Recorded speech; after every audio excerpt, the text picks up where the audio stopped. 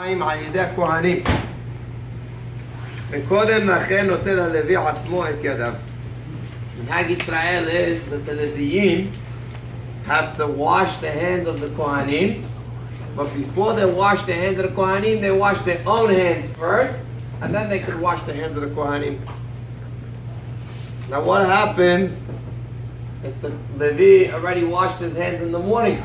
Can he rely on the washing that he did in the morning before he came to shul, netilat yadayim that he did at home for this?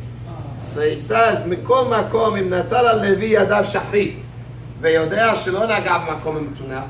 He knows I didn't touch anything that could make my hands tameh again, and I washed my hands early in the morning.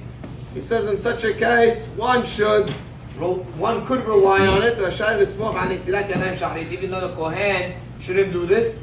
However, for the Levi to wash the hands of the Kohen, he could rely on it, that if he knows for a fact he didn't touch anything and he washed his hands early in the morning, he could rely on it.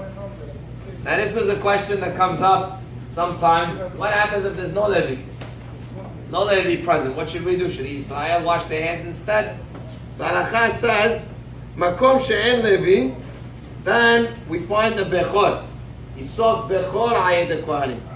Then you have to find the firstborn in the shul, and he should be the one to wash their hands.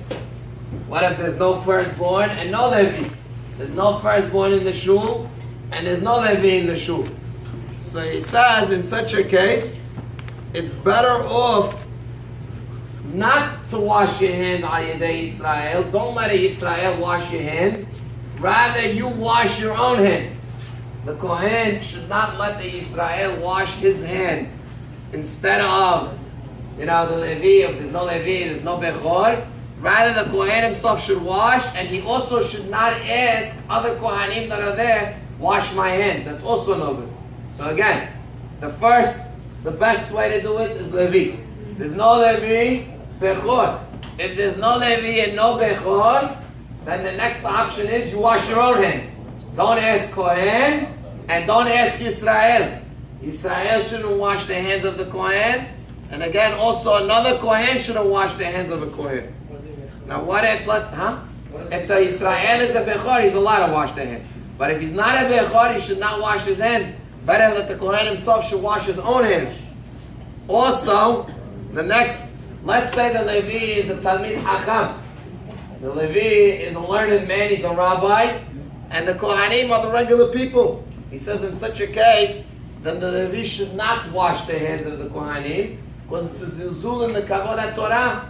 It looks like as if the Talmid Hacham, the Levi, is less than the Kohen, and that's not true. And therefore, in such a case, either another Levi should wash their hands, or if there's a Bechor, or the option 3 is that the Kohen himself should wash his own hands.